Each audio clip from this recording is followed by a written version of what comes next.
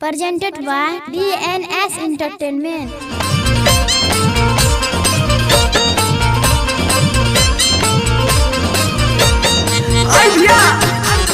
हम गायक बंशीधर चौधरी तमाम श्रोता बंधु के पैर छूके प्रणाम करतानी। आई एगो हमार नया और शानदार मैथिली के धमाकेदार सॉन्ग सुनी जाए। हम छियो भगवती लाले छौरा पान रे, हम छियो भगवती लाले छौरा पान रे, तोरा बहू के बेटा हो तो रेबे के बिहान रे, और फूल के फूल तोड़ के जाला दिसे नान रे,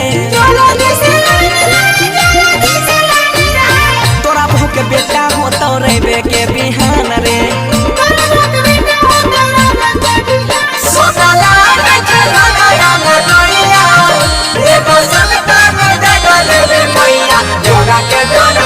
मैया रे जोड़ा के जोड़ा बांधी देवा, मैया रे जोड़ा के जोड़ा बांधी देवा, मैया रे जोड़ा के जोड़ा बांधी देवा। सोमला के जोड़ा या मैया ये तो सदा के जोड़े मैया जोड़ा के जोड़ा बांधी देवा, मैया रे जोड़ा के जोड़ा बांधी देवा। तोरा के बेटा हो तो रे के बिहान रे, हाय रे को कोई खिए कर डहनिया जोगिन रे, महार ले को मोतिया सोनी चोर के दिन रे, हाय रे को कोई खिए कर डहनिया जोगिन रे, महार ले को मोतिया सोनी चोर के दिन रे, करे बिसा भास गई छियो वरदान रे, तोरा बहू के बेटा हो तो रेबे के बिहान रे।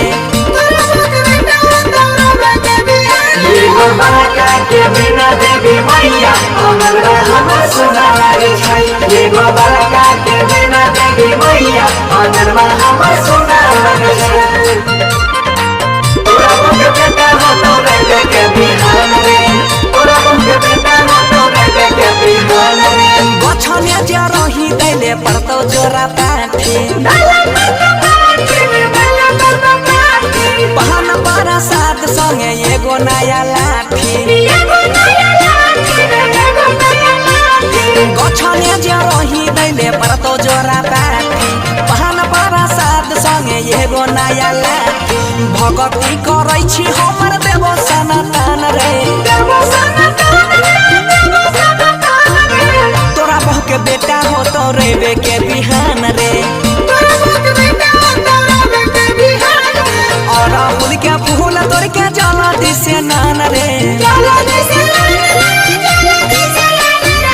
तोरा बहू के बेटा हो तो रेबे के बिहान रे, तोरा बहू के बेटा हो तो रेबे के बिहान।